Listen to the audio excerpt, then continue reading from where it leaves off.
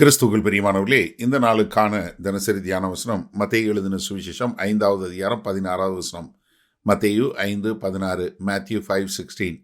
இவ்விதமாய் மனுஷர் உங்கள் நற்கிரியைகளைக் கண்டு பரலோகத்தில் இருக்கிற உங்கள் பிதாவை மகிமைப்படுத்தும்படி உங்கள் வெளிச்சம் அவர்கள் முன்பாக பிரகாசிக்க கடவது. அதாவது உங்களுடைய கிரியை வெளிச்சம் ரெண்டையும் மாற்றி சொல்றாரு. பார்த்தீங்களா? அதாவது இயேசு கிறிஸ்து என்ன சொல்றாரு? உங்களுடைய கிரியை. அப்போ உங்கள் கிரியை மூலமாக உங்களுடைய வெளிச்சம். அப்போ நீங்கள் வாழக்கூடிய ஒரு நல்ல கனி கொடுக்கக்கூடிய வாழ்க்கை தான் உங்களுடைய வெளிச்சம். அப்போ நம்மளை பார்க்கிற, நம்ம இருக்கிற சமுதாயத்தில், நம்ம இருக்கிற இடத்துல நம்மளுடைய சாட்சியுள்ள வாழ்க்கையை பார்த்து, இவன் இந்த தெய்வத்தை வணங்குறான், அதனால தான் இவன் இப்படிப்பட்டவனாக இருக்கிறான்னு சொல்லி நாம் ஆராதிக்கிற கர்த்தராகிய இயேசு கிறிஸ்து ஒரு நல்ல சாட்சியுள்ள வாழ்க்கை வாழ வேண்டும் என்பதைத்தான் இங்கே சொல்லி கொடுக்குறாரு. பேதுரு தன் நிருபத்தில் எழுதும்போது 1 பேதுரு 2:12 பாருங்க, புறஜாதிகள் உங்களை அக்கிரமக்காரர் என்று விரோதமாய் பேசும் விஷயத்தில் அவர்கள் உங்கள் நற்கிரியைகளை கண்டு அவற்றின் நிமித்தம் சந்திப்பின் நாளிலே தேவனை மகிமைப்படுத்தும்படி நீங்கள் அவர்களுக்குள்ளே நல் நடக்கையுள்ளவர்களாய் நடந்து கொள்ளுங்கள் என்று உங்களுக்கு பற்றி சொல்லுகிறேன். அவங்க என்ன வேணாலும் தூசணம் பண்ணட்டும், நீங்க என்ன பண்ணுங்க? நல்ல நடக்கை உள்ளவர்களாய், நற்கிரியை உள்ளவர்களாய் ஒரு சாட்சியுள்ள வாழ்க்கை வாழும்போது கர்த்தராகிய இயேசு கிறிஸ்து வரும் அந்த சந்திப்பின் நாளில் என்ன சொல்லுவாங்க? இவர்தான் உண்மையான தேவன் என்று சொல்லக்கூடும் விதமாக ஒரு நல்ல நடக்கையோடு நீங்கள் நடந்து கொள்ளுங்கள் என்று சொல்லக்கூடிய ஒரு காரியத்தை தான் ஆண்டவர் இங்கே பேதுரு மூலமாக சொல்லி கொடுக்குறாரு.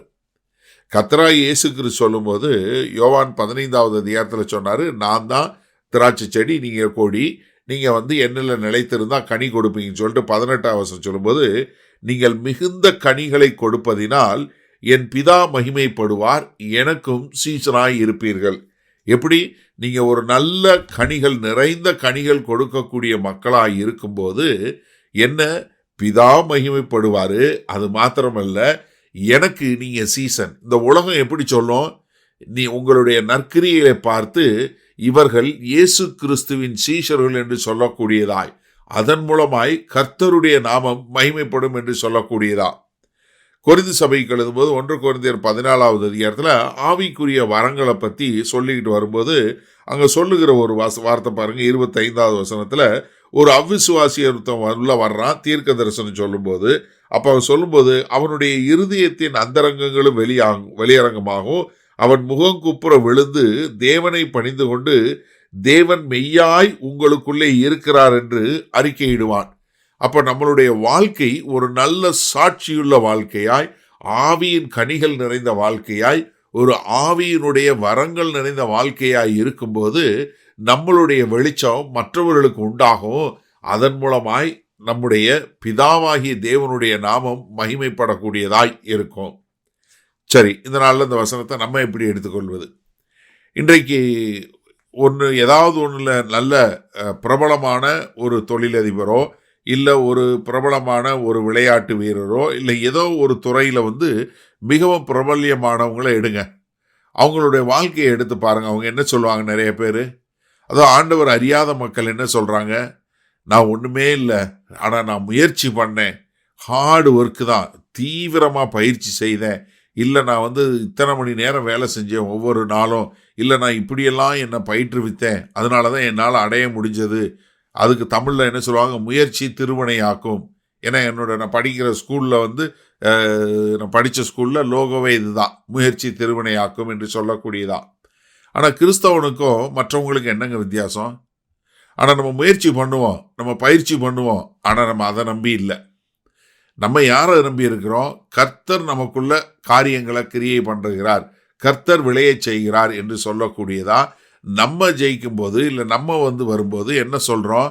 இது என்னால் அல்ல, எனக்குள் வசிக்கும் கர்த்தராகிய இயேசு கிறிஸ்து மூலமாய் வந்தது என்று சொல்லக்கூடியதான ஒரு சாட்சி சொல்லக்கூடியதாக இருக்கிறோம். இதுதான் வித்தியாசம். ஏன்னா ஒரு கிறிஸ்தவனுடைய சாட்சி என்னதுன்னு ஆண்டவரை மகிமைப்படுத்தக்கூடியதாக இருக்குது. ஒரு அவ்விசுவாசியினுடைய சாட்சி என்னவா இருக்கு?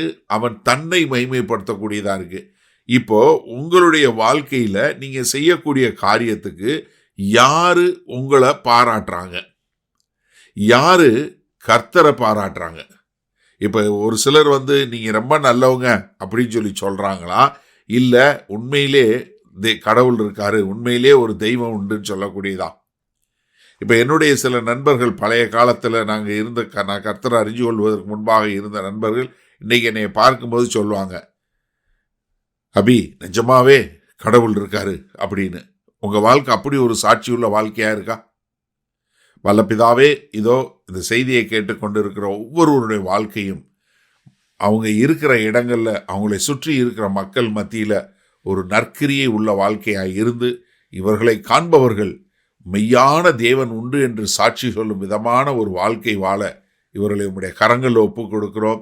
தேவ ஆவியானவர் தாமே இவர்களுக்குள் நற்கிரியைகளை செய்ய வேண்டுமாய் மீட்பர் இரட்சகருமாகிய இயேசு கிறிஸ்துவின் மூலம் ஜெபிக்கிறோம் வல்ல பிதாவே, ஆமேன்.